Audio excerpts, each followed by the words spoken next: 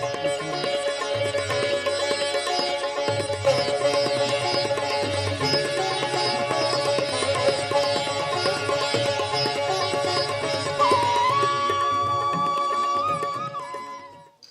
बाबा ने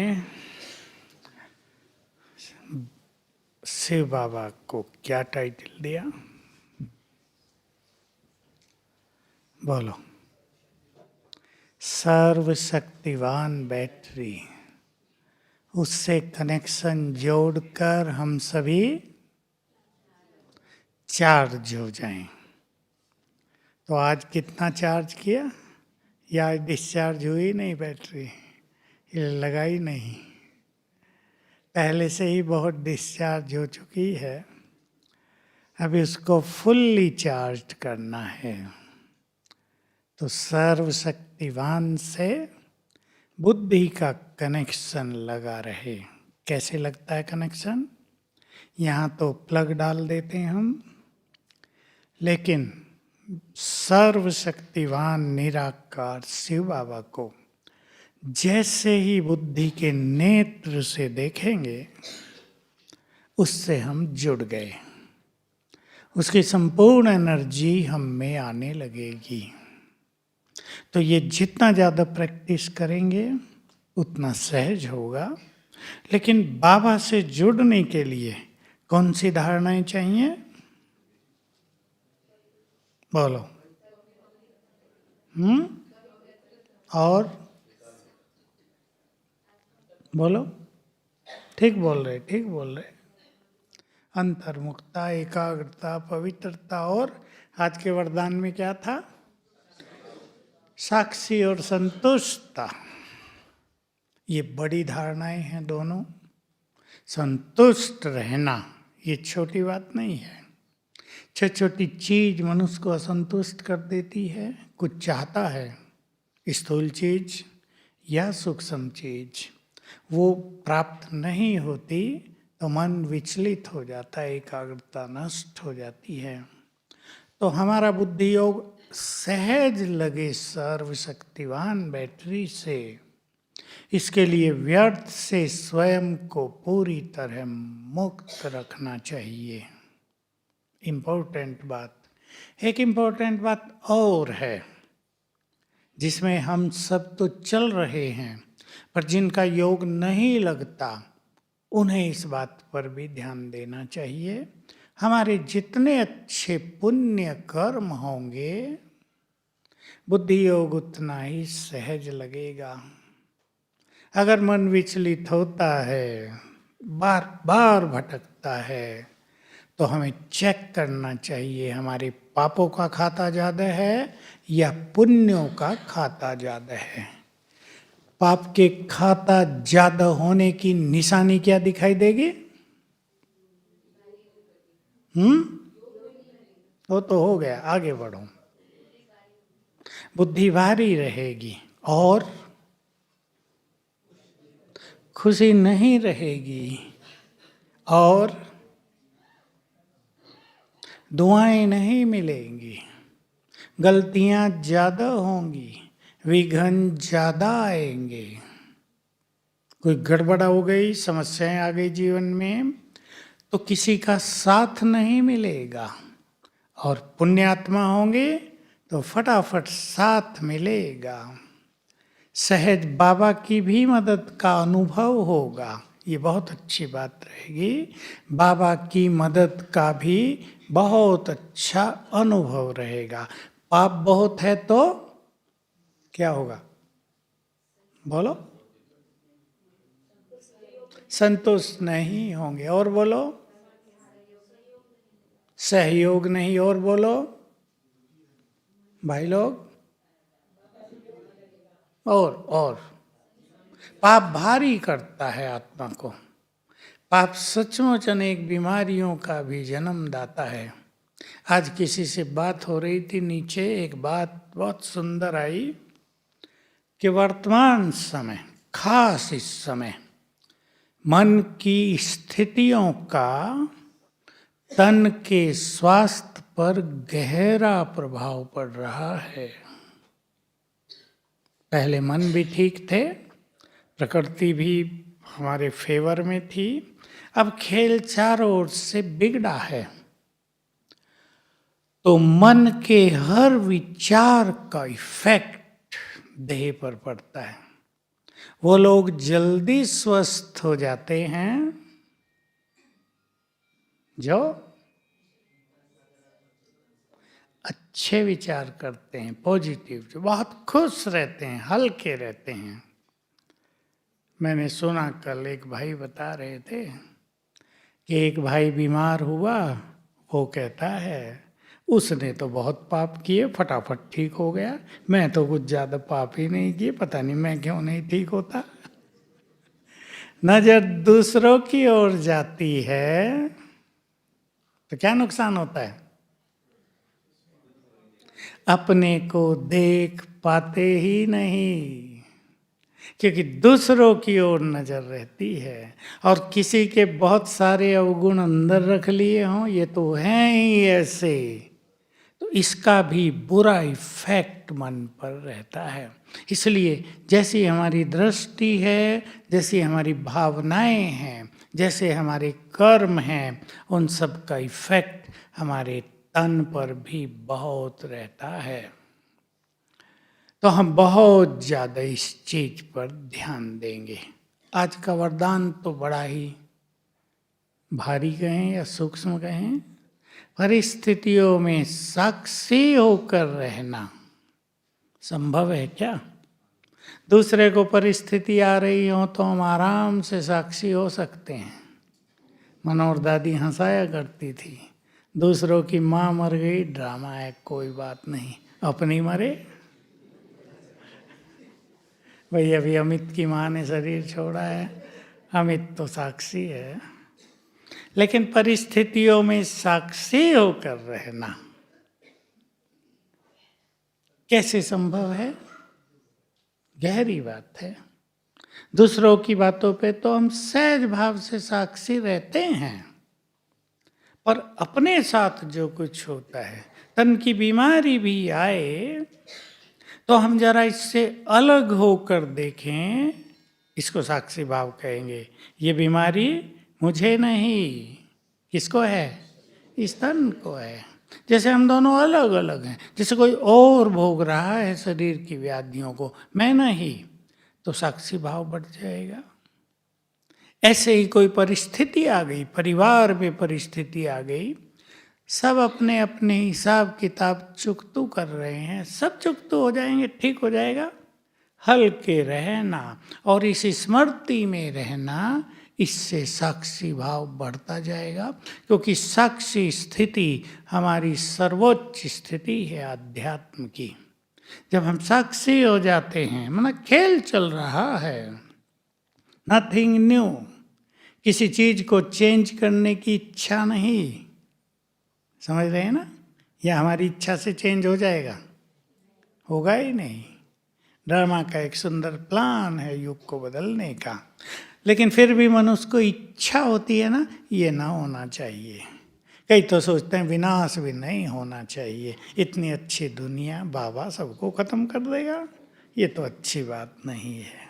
अभी तो हमारे बच्चे पढ़ लिख के नौकरियों पे गए हैं, खत्म हो जाएंगे सब, लगता है बड़ा भारी काम है ये तो साक्षी भाव अर्थात जो कुछ हो रहा है वो हो रहा है, एक्यूरेटली चल रहा है, बिल्कुल ठीक ठीक चल रहा है। किसी का नंबर कभी आएगा, किसी का कभी आएगा। हम विनाश की बात नहीं कर रहे, पुरुषार्थ में भी, परिवारों की स्थिति में भी, अपनी स्थिति में भी हमें साक्षी होकर रहना ही है।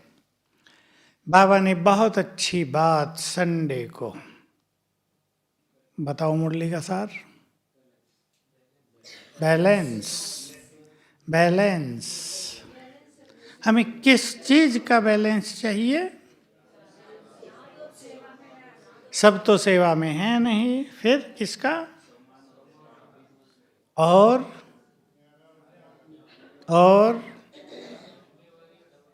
ये बहुत अच्छी बात थी, जिम्मेदारी और डबल लाइट और कर्म और योग का।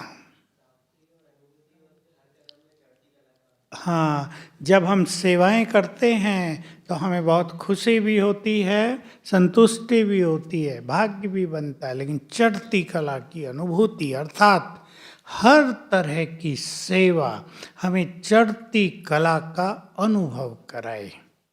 सेवा गिरावट का कारण न बन जाए, इस पे बहुत ध्यान देना है।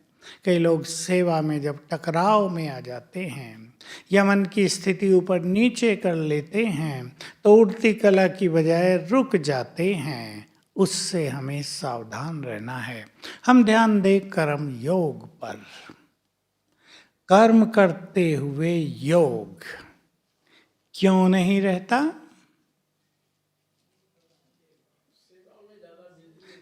सेवाओं में लग जाते हैं। इसको बाबा ने कुछ एक सुंदर शब्द दिया मुरलियों में, उसको हमें ठीक करना है। कर्म कॉन्शियस हो जाते हैं, चाहे वो लौकिक कार्य हो चाहे अलौकिक सेवा हो, वो भी काम है। हम कर्म कॉन्शियस हो जाते हैं, किसी भी काम में लग गए, उसमें अपने को पूरी तरह इन्वॉल्व, बिल्कुल उसमें बिजी कर देते हैं। इससे बाहर कैसे होंगे? बोलो। महत्व हम याद को दें, और बोलो थोड़ा गहराई से क्या होता है, नजर डालें अपने पर। माताएं घरों में हैं, भोजन बनाने गई, बाबा की याद में भोजन बनाना है, याद किया, फिर बाबा को विदाई दे दी। तुम्हारी छुट्टी, अब हम बनाएंगे अकेले, हैं? तुम क्यों ऊपर से नीचे आते हो, हम ही कर लेंगे। क्या होता है, क्यों हुआ ऐसा?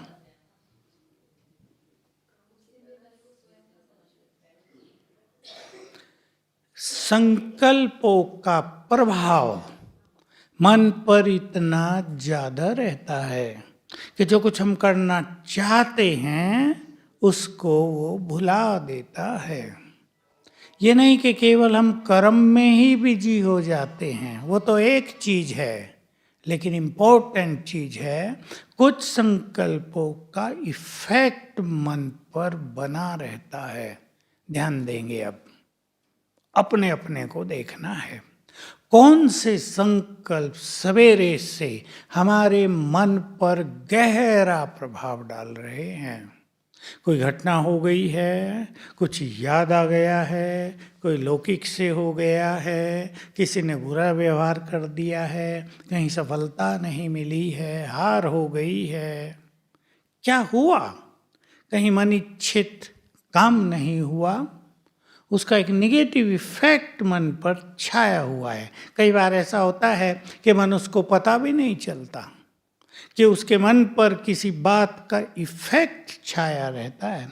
जैसे आजकल के विद्यार्थी, एकाग्रता नहीं होती, जिनको नहीं होती, जब गहराई से उनसे पूछा जाता है तो पता चलता है किस चीज का प्रभाव छाया हुआ है। तो पढ़ रहे हैं पर पढ़ ही नहीं रहे, देख रहे हैं किताब को पर जैसे देख नहीं रहे हैं, तो वो चीज़ें अंदर नहीं जा रही हैं। हम भी ये चेक करें, हमारी एकाग्रता को नष्ट करने वाले व्यर्थ संकल्प हैं या साधारण संकल्प हैं। साधारण संकल्पों पर भी ध्यान देना है। साधारण संकल्प, कामकाज के संकल्प, बिल्कुल जो हमें भी नहीं लगेगा कि व्यर्थ हैं पर चल रहे हैं, उस पर यदि हम ध्यान देंगे तो कर्म के समय योग अच्छा होगा। दूसरी चीज, एक चीज की हम सबको बहुत अच्छी प्रैक्टिस करनी है। बाबा का ये महावाक्य सबको याद रखना है और इसको अपने जीवन में समाएंगे सभी। किसी भी कर्म करने से पहले श्रेष्ठ स्थिति में कर्म किया जाए, उसका इफेक्ट, और साधारण स्थिति में कर्म किया जाए उसका इफेक्ट, दोनों में बहुत अंतर है। इसलिए भारत में, हिंदू धर्म में क्या रस्म है इसकी यादगार में?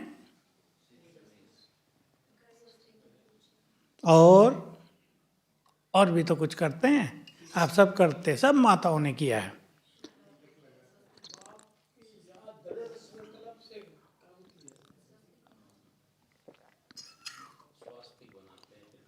हाँ वो तो ठीक है, गृह प्रवेश करना है तो क्या करेंगे बोलो? केवल गणेश निकाल के अंदर चल जाएंगे और भी कुछ? अरे बताए ना, माताओं ने खूब किया है, नारियल भी फोड़ेंगे। देखो भारत में ये परंपरा रही, पंडित को बुलाएंगे, कुछ पूजा पाठ करवाएंगे, फिर ये भी करेंगे जो आप सबने बताया। क्यों? ये पूजा पाठ, मंत्र जाप, ये क्या है सब? अच्छे वाइब्रेशन से काम की शुरुआत हो, तो उन वाइब्रेशंस का इफेक्ट पड़ेगा पूरे काम पर। आपने देखा होगा मूर्तियों की स्थापना मंदिरों में की जाती है, क्या करते हैं उससे पहले? प्राण प्रतिष्ठा, अर्थात सीधी भाषा में जड़ मूर्ति में प्राण डाले जाएंगे। बिना आत्मा के प्राण कैसे पड़ गए? आप जानते हैं? बोलो, आपको क्लियर भी रहे, क्योंकि भक्ति में ये रस्म बहुत ज़्यादा है। ऐसे ही मूर्ति बना के रख दी गणेश जी की, चलो पूजा शुरू करो, नहीं, प्राण प्रतिष्ठा होगी। क्योंकि जो उस समय मंत्र उच्चारण होंगे और जो लोग सामने बैठे हैं उनकी जो भावनाएं होंगी, उन सब के वाइब्रेशंस मूर्ति में समा जाएंगे। ये जड़ चीजें हैं, जो प्रकृति है, हमारे वाइब्रेशंस को तुरंत ग्रहण कर लेती है। इसलिए ये सब नियम हिंदू धर्म में विशेष हो गए। तो हम इस बात पे ध्यान दें, कोई भी कर्म जब हम शुरू कर रहे हैं, हमारी स्मृति क्या है, सबको सोचना है। हमारी स्मृति क्या है? बिना स्मृति के ही कर्म चालू करते हैं, आदत पड़ गई है, या कुछ श्रेष्ठ स्मृति? देखो बाबा जब गंगा में आचमन दिया करते थे या कुछ दान करते थे तो क्या संकल्प करते थे? ब्रह्मा बनने से पहले सर्वात्माओं के लिए, सर्वात्माओं का कल्याण हो, एक संकल्प ही है ना। कोई ये भी सोच सकता है हमारे सोचने से कल्याण हो जाएगा क्या? फिर तो हम सब सोचने लगे, पर सोचा नहीं जाता फिर भी लोगों से। तो हम एक अपना प्रोग्राम बनाएं सिंपल, जितने तरह के हम कर्म करते हैं उनमें सारा समय याद रहे, वो तो बड़ी बात है, अच्छी बात है। लेकिन हर कर्म की शुरुआत हम एक सुंदर स्मृति से करें। लेकिन प्लान खुद को खुद बनाना होगा, ये कोई और बना कर देगा और सब कर लेंगे, नहीं चलेगा। अपनी प्लानिंग खुद करनी होती है। हमें भोजन खाना है, खाने से पहले क्या स्मृति हो, बोलो भाई, बताएंगे विष्णु? तो क्या करेंगे? शायद दुनिया को तुम भी खाओ, उनको मिलना चाहिए, भावना। और बताओ, कल्प वृक्ष की जड़ों में बैठ के खाएंगे तो सब खा लेंगे। वाह, बड़े भारी विचार हैं आपके तो सुरेश भाई, बोलो। बाबा को थैंक्स देंगे, ब्रह्मा भोजन खिला रहा है वो हमें, और कुछ अभ्यास सब करते हैं ना, शरीर स्वस्थ हो जाए, ये सब सुंदर विचार हैं। बहनें भी कुछ करती हैं, हम 5 स्वरूपों का अभ्यास कर लें, हम बाबा का आह्वान कर लें, या मैं फरिश्ता हूँ, या बाबा मुझे अब खिलाएंगे। सुंदर स्मृति से शुरू करें, ये हम चालू करें, क्योंकि सबको पता है फुल टाइम ऐसे योग रहता है नहीं, किसी का कम किसी का ज़्यादा। इसलिए शुरुआत बहुत सुंदर हो जाए और आगे चलें। हम पानी पीते हैं, मैं छोटे छोटे काम ले रहा हूँ। हम पानी पीते हैं, पीती हैं बहनें या नहीं? हैं? चार्ज करें, कम से कम 2 बार याद कर लें, मैं फरिश्ता हूँ। इफेक्ट आप देखेंगे। इससे व्यर्थ संकल्प बहुत शांत रहेंगे। जिसको भिन्न भिन्न सेवाओं पे जाना है, बाइक बहुतों के पास है, बाइक पर बैठे आदत डाल लें। ये अभ्यास करना है। बोलो क्या करेंगे?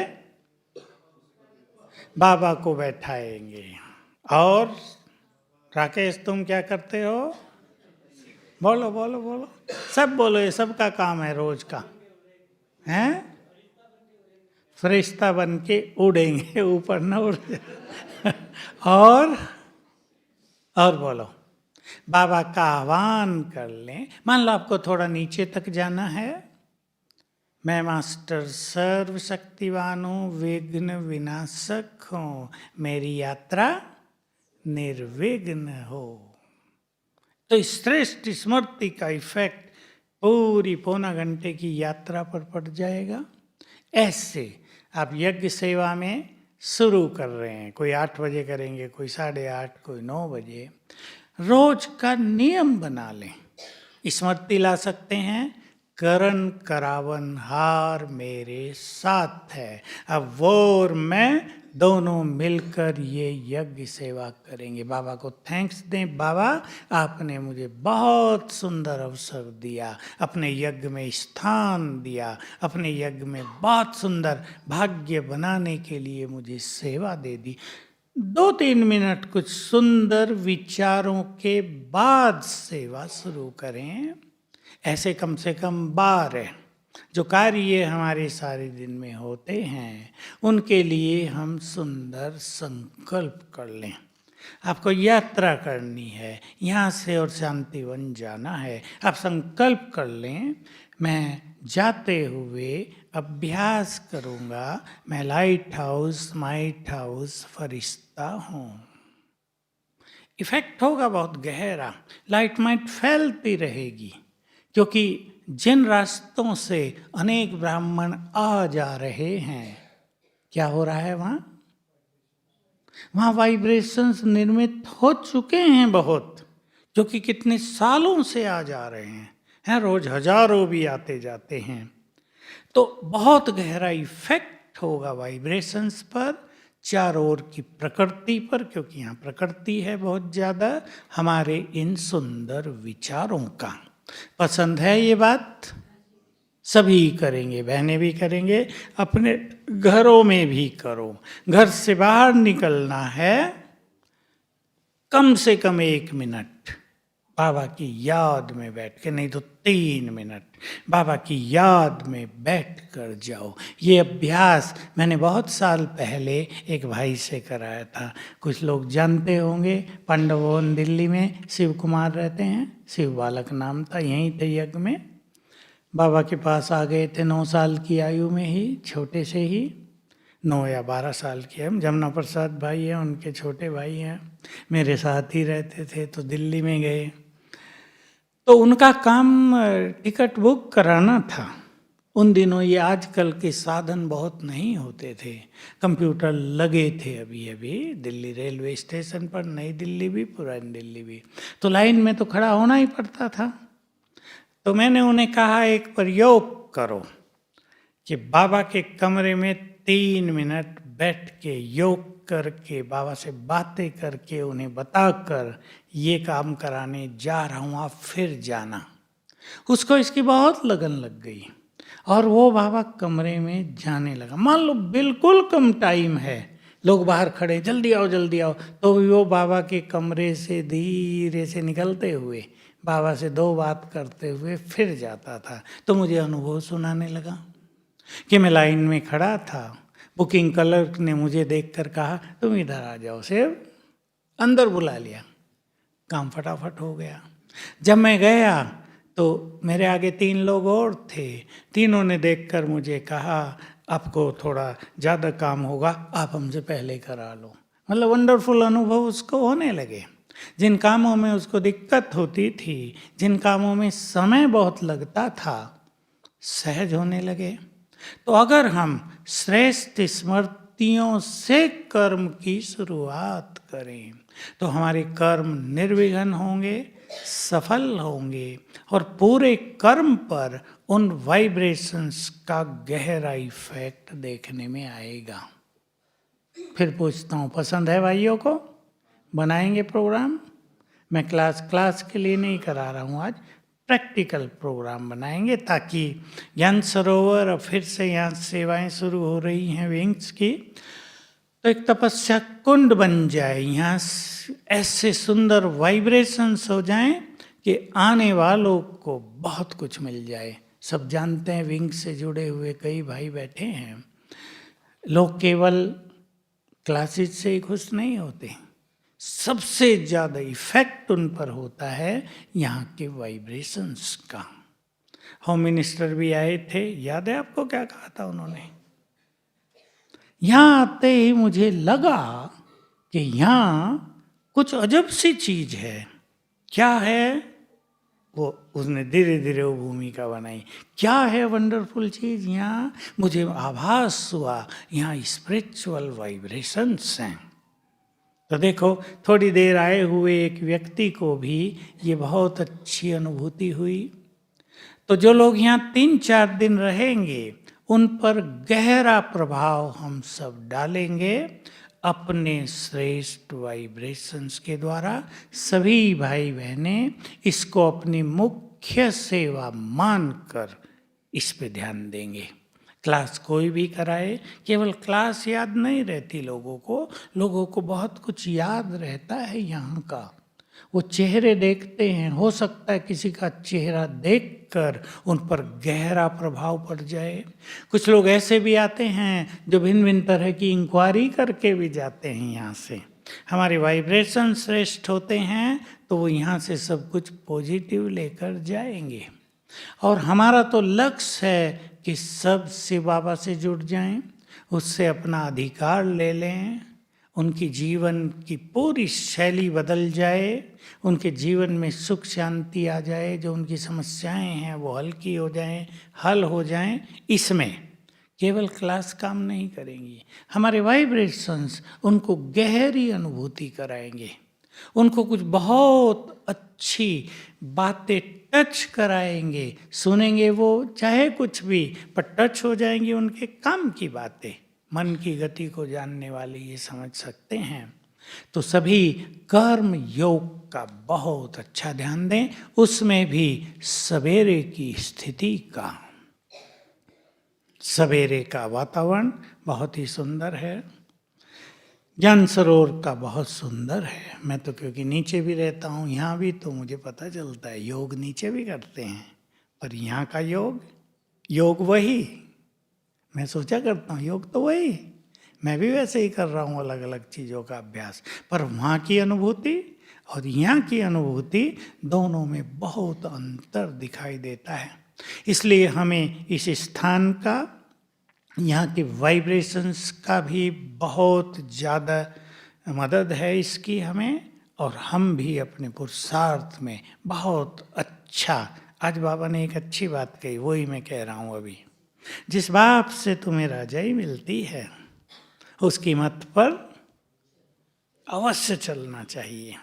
अगर तुम ये याद रखो कि हमें राजाई मिल रही है तो तुम्हारे पुरुषार्थ की गति बहुत तेज हो जाएगी। तो एक महान लक्ष्य रखते हुए, मिल रही है राजाई या नहीं, या किसी और को मिलेगी? जिनको मिलेगी वो मेहनत करें, हमें क्या जरूरत पड़ी है? बोलो क्या विचार है? देखो, राज्य भी स्थापित किया जाता है। द्वापर युग से ये खेल चलता रहा भारत में, कईयों ने राज्य स्थापित किए। चाणक्य ने चंद्रगुप्त मौर्य को माध्यम बनाकर राज्य स्थापित किया। उसके बाद भी कई बार भारत पर विदेशियों का अधिकार हो गया और भारत के वीरों ने पुनः राज्य स्थापित किया। तो अकेले ने नहीं किया, बहुत सारे लोग उनके साथ हुआ करते थे। सेना तो होती ही थी, लेकिन और भी बहुत सारे लोग उनके साथ होते थे, तो हम सब भी मिलकर राजाई स्थापित भी कर रहे हैं और राजाई प्राप्त भी कर रहे हैं। अगर हमें ये नशा हो जाए तो पुरुषार्थ की गति आप ही तेज हो जाएगी, अलबेलापन छूट जाएगा, मोबाइल भी बहुत छूट जाएगा या नहीं। जिसने होली पे मैसेज किया था ना, इन चीज़ों से बचने के लिए मोबाइल को 7 बार वार के होली में समर्पित कर दो तो अनेक चीज़ों से बच जाएंगे। क्योंकि जो चीज़ें बाधक हैं, अच्छी चीज़ें भी उसमें आती हैं। अगर संयमित रूप से उसका यूज किया जाता है तो बड़े फायदेमंद है। और ऐसे वैसे किया जाए, विशेष रूप से रात को सोने से पहले नहीं करना चाहिए, उसका ब्रेन पर बुरा इफेक्ट आता है। बहनें माताएं जो सेवाओं में आई हैं, सेवा बहुत बड़ा पुण्य है। सेवा करने से बाबा की नज़र हम पर आ जाती है। पता है सबको? माताएं घर से मुश्किल निकलती हैं, लेकिन अब निकले हैं घर से 15 दिन, 1 मास, ये बहुत अच्छी बात है। पुण्य जमा करने हैं। अपने हाथ है अपने को मुक्त करना। आज तो बंधन मुक्त होने पर मुरली थी। अपने हाथ में है अपने को मुक्त करना। मेरे बिना घर का काम कैसे चलेगा? भैंस दूध ही नहीं देती मेरे बिना। भैंस का बंधन भी कईयों को है, गाय का बंधन भी है।